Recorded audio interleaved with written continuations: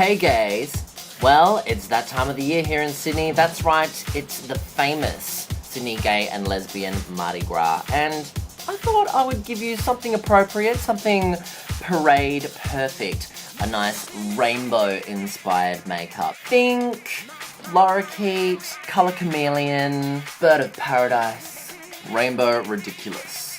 So if you want to get noticed in the crowd at this year's parade, then this Mardi Gras makeup is for you. Let's do this. So my base is already done, my skin is covered with foundation. So I'm going to use MAC White Full Coverage, which is exactly the same as their Full Coverage foundation, but it's a pure white colour. And I'm using a flat synthetic brush, and I'm going to apply that all over the lid of the eyes. Now this is going to act as the base to the eyeshadow that I'm planting all over my eyelids. I'm using a white cream base to really block out any colour of my flesh or any flesh tone that will come through the eyes, as I want my colour to be really, really pronounced. I want all of the colours that I put on my eyes to be the truest tone that they can be. Really opaque, punchy colour. It's going all the way up to the brow, and I am fading that out underneath the eye as well. And I'm just kind of cutting around the edges just so it fades into nothing. Also working that in towards the nose. When I get under the eye, I'm just using the tip of the brush so I can get nice and close to the lash line.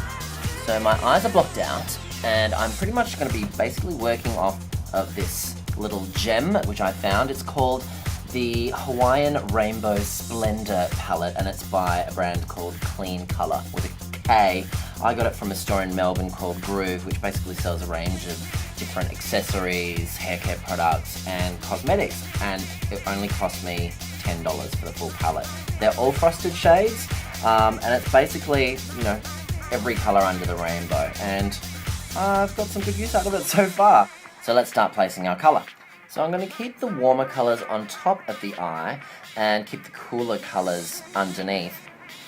Now I'm going to start with the pink shade in the palette, and I'm using a pretty firm, fluffy brush, and I'm just going to start by pouncing that on the inner corner of the eyelid. I'm trying to maintain the shape of my eyelid by not going any further than the natural crease. Now you'll notice, because it's going straight onto white, the colour is really true, really pronounced. And because it's powder going onto cream, it grips really well. So you're not going to get a lot of fallout either. Now I'm flipping my brush over to the other side, and I'm going to move into this warmer, orangey kind of tangerine shade, I'm calling it. Like a fruit punch. And that is going to go straight onto the centre of the lid. I'm just patting it on, and in doing so, the two colours start to blend together. I'm just cleaning off my brush a little bit, just on a bit of tissue. And because we're sticking to the warmer colours, it's okay to use the same brush for several shades. Now I'm using the lighter orange shade, and that is just going to go on the outer corner of the eyelid, blending into the tangerine shade. You want to aim for a nice gradient of colour, one blending out into the next. So the result is more or less a little bit tequila sunrise, if you will. Now I'm going to go in with some purple, which can be classified as a cool or a warm colour because it's made up of red and blue. And this shade is going above the crease, and I'm shading that into the eye with a softer, longer, fluffier brush. Blend that right up into the brow bone, and start to work it down along the bridge of the nose. The purple should add a nice contrast against the warmer colours on the lid. Now I've noticed with these colours that when they're brand new, they look really, really frosted, but what I think they've done is done an overspray of mica or something a bit more metallic. But when you start to work down into the colour, they're actually a little bit more matte. Which I don't mind at all, because shine doesn't always work on everyone. However, it is a little deceiving on behalf of the Hawaiian Rainbow Splendor palette, if you ask me. I also did see something similar to this at Paddy's Market if you're in Sydney.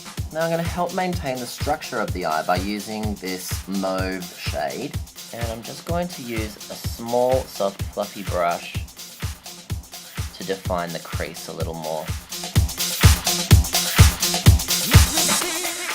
Now to finish up the top of the eye, I'm going in with the bright canary yellow shade with my large synthetic flat brush that I used with white earlier, and that is going straight onto the brow bone. I'm extending beyond the natural brow because I'll be pulling those brows out nice and long a little later. And girl, be as heavy-handed as you want. This look is all about high impact, loud and proud. Because when you're marching in the parade, you know you want people to notice. Now I'm just going back in with the purple to make sure that everything is beautifully blended. We want the colours to still remain independent from one another, but we don't want any sharp edges. Now I've got myself another clean brush, and I'm going to start with the emerald shade, the green shade, and that's going right in the outer corner of the underside of the eye. Again, I'm just using a bit of a patting motion. I'm not dragging the colour around too much. It should meet up with the mauve shade that we applied earlier. We'll kind of fade out in the same direction as the yellow. And the trick to getting a really nice blend is always bring your brush back to the first place you planted it on the skin and work the colour out from that same spot.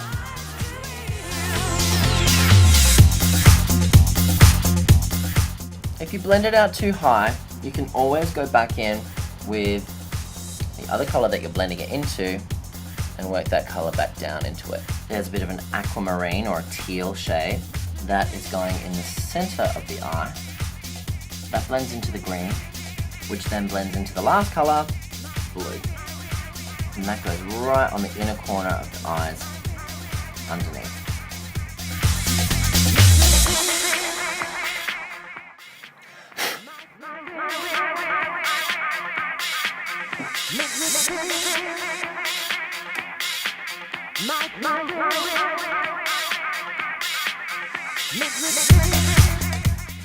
Now for the brows, I'm going to use some of my MAC paint, which usually comes in a pot like this, but I've sampled a little bit of this green shade. These are actually called chromolines, and they're like a gel cream eyeliner, but they come in all the amazing primary colours, and I swear by them. So that is just going straight into the brows with an angle brush.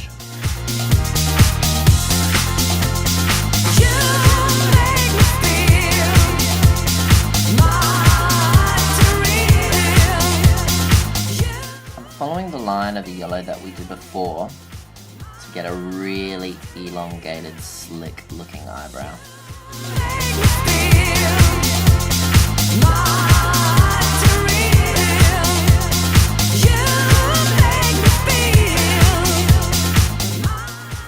Your friends will be green with envy.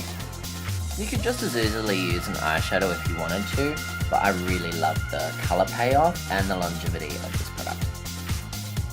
Now finish up the look with a severe coating of mascara. Today I'm using Zoom Fast Lash by MAC. It's one of my favourite mascaras because it really builds up your lashes. Top and bottom, which is versatile. Now a false lash would be fabulous with this look, but I'm going to keep it a little bit more me, so I'm just going to add more coats of mascara, because I can. This should allow for the lashes to really pop against the colour that's behind them. Now I'm just cleaning up underneath the eye to remove any fallout or any eyeshadow that may have left my brushes and landed on my cheeks. And give myself a nice dusting of powder.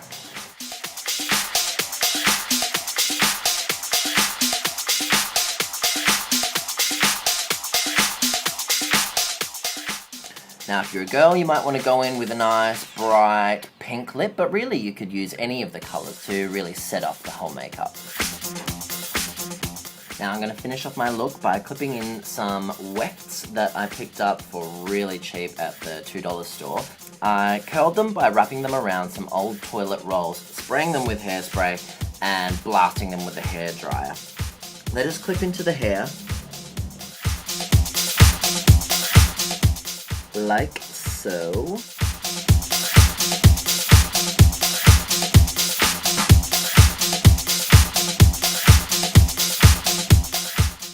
And then just use some bobby pins to pin them the way that you like.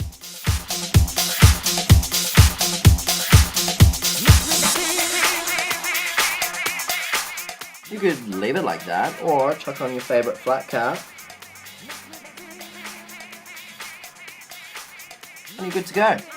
Poof party friendly for lesbians alike. I think this makeup definitely says something.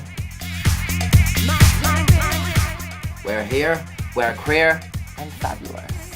Happy Mardi Gras, everyone!